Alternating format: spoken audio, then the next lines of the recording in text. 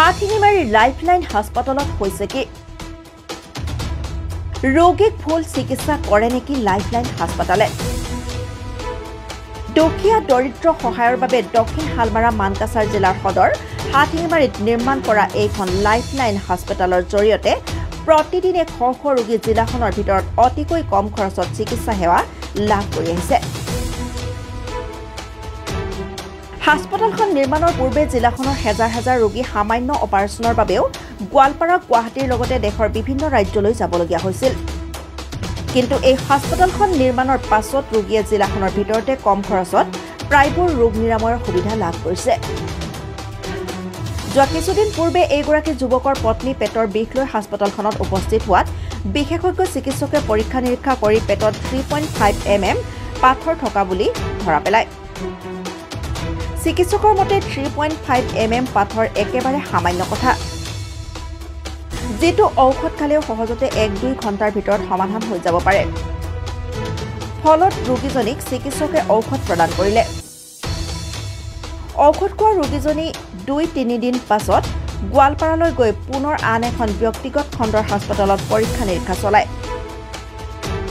কিন্তু গোৱালপাৰাত ৰোগীজনীৰ পেটত পাথৰ নাই বুলি ৰিপৰ্টত পোহৰলৈ আহে এই ঘটনাক লৈ ৰোগীজনীৰ স্বামীয়ে লাইফলাইন হাস্পাতালৰ বিৰুদ্ধে বিভিন্ন অভিযোগ তুলি সামাজিক মাধ্যমৰ আশ্ৰয় ললে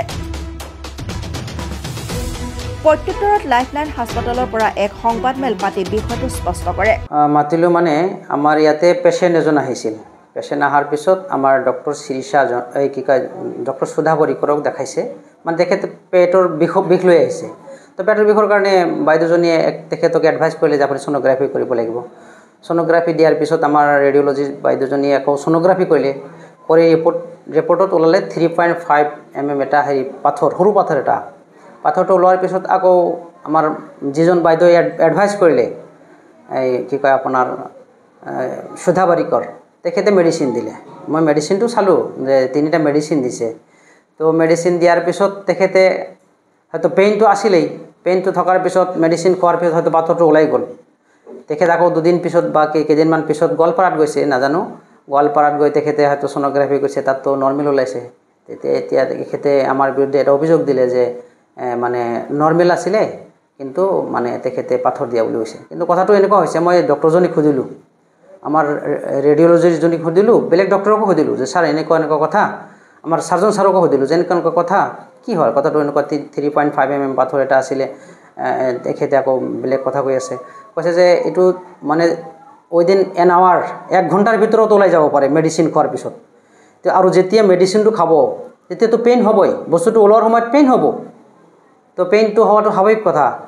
এতিয়া কথা হ'ল মেডিচিন খাই হয়তো ভাল হৈ গ'ল মানুহজন কিন্তু আমাৰ বিৰুদ্ধে বেচাৰা অভিযোগ দিলে আমি অলপ বেয়া পালোঁ যে মানুহজন ইয়াত কমচে কম আহিব লাগিছিল আমাৰ লগত কথা পাতিব লাগিছিল যে এনেকুৱা কথা তো পেইন হৈছিলে আপোনালোকে পাথৰ দেখাইছিলে আমি বেলেগত গ'লোঁ কমচে কম আমাৰ ইয়াত আহিব লাগিছিল আমাৰ ডক্টৰে ভাল ডায়েগনচিছ দিলে মেডিচিনো দিলে হয়তো মেডিচিন খাই ভাল পাই গ'ল এতিয়া আৰু আমাৰ বিৰুদ্ধে অভিযোগ দিছে আমি অলপ দুখ পাইছোঁ আমাৰ নিজৰে মানুহ ইয়াৰে মানুহ তেখেত কমচে কম আমাৰ লগত এবাৰ হ'লেও দেখা কৰিব লাগিছিল ক'ব লাগিছিল অভিযোগ যদি আছে আমাক ক'লে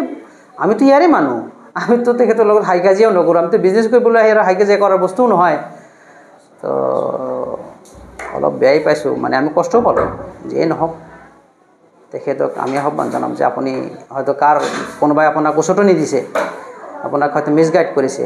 আপুনি কমচে কম এবাৰ আহিব লাগিছিল ইয়াত আহিলে আমি অলপ ভাল পালোঁ হয় কথাটো তো আমাৰ ইয়াততো ৰেকৰ্ড আজিও আছে আমাৰ ডক্টৰজনীয়ে কৈছে যে দাদা ৰেকৰ্ড আভি ভি হে उसके एक बार बुलाइए ना আৰু আমি তেখেতে আমাৰ বিৰুদ্ধে অভিযোগ দিলে আমি আৰু মাতাৰটো মানে হেৰি কৰা নাই আমি কিন্তু আহিলে আজিও তেখেতে যদি আহে আমি অবভিয়াছলি তেখেতক আকৌ এবাৰ সোনোগ্ৰাফি কৰাই দেখাই দিম যে ইয়াতে আপোনাৰ এইখিনি আছিলে হেৰি পাথৰটো আছিলে আজি নাই মেডিচিন খোৱাৰ পিছত গুচি গ'ল আছে ৰেকৰ্ড আছে আমাৰ ইয়াত মুঠ কথা কি অভিযোগটো একদম 100% মিছা অভিযোগ আমি এইটো কেতিয়াও মানিব নোৱাৰি কিয়নো ভুল মানুহৰ হ'ব পাৰে এইটো ঠিক কথা কিন্তু আমাৰ ডায়েগনচিছ ডক্টৰজনে কৈছে তেখেতক এবাৰ মাতি দিয়ক সেইকাৰণে মই কৈছোঁ যে অভিযোগটো তেখেতে মিছা কৰিছোঁ আমিতো ডক্টৰ নহয় কিন্তু ডক্টৰে আজিও তেখেতে হেৰি কৰি আছে যে আহিব দিয়ক মই বস্তুটো দেখাই দিম যে তেখেতৰ পাথৰ আছিল নিউজ নাজানো ধৰক তেখেতে কোনোবাই মানে বুদ্ধি দিলে যে নিউজ কৰি কি লাভ তেখেতৰ হ'ব কিবা লাভ হ'ব জানো কিবা সমাধান তাত আছে জানো তেখেত আহিব লাগিছিল কমচে কম আমিতো কমচে কম দেখাই দিলোঁ হয় তেখেত যদি বুজা নাই এজন ডক্টৰ লৈ আহিলে হয় যে বলকচোন কি হৈছে কি নাই হোৱা তেতিয়াহ'লে তেখেত গম পালে তেখেতৰ ডক্টৰো নহয় কোনোবা উচুটনি দিলে কিজানি হ'ব পাৰে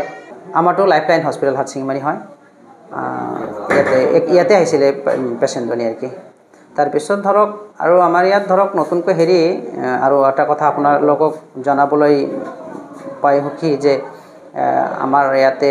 ডক্টৰ উমা দেৱী বুলি এজন হেৰি MS গাইনকলজিষ্ট আহিলে তেখেতে স্পেচিয়েলিটিটো আছে গাইনকলজিষ্ট লগতে কাৰোবাৰ যদি বাচ্চা নহয় এইটো তেখেতে মানে স্পেচিয়েলিটি তেখেতৰ ডিপ্ল'মা আছে আৰু ডক্টৰ শুভেন্দ্ৰ বুলি এজন MD মেডিচিন আহিছে হায়দৰাবাদৰ হয় দুজনেই হায়দৰাবাদৰ হয়